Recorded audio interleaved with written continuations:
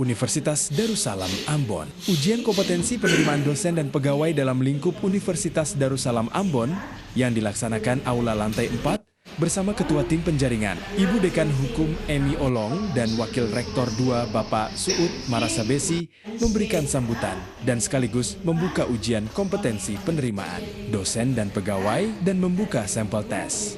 Dari kampus Universitas Darussalam Ambon Jalan Wae Hakila Puncak Warakota, Ambon, Kamis 23 Juli tahun 2026.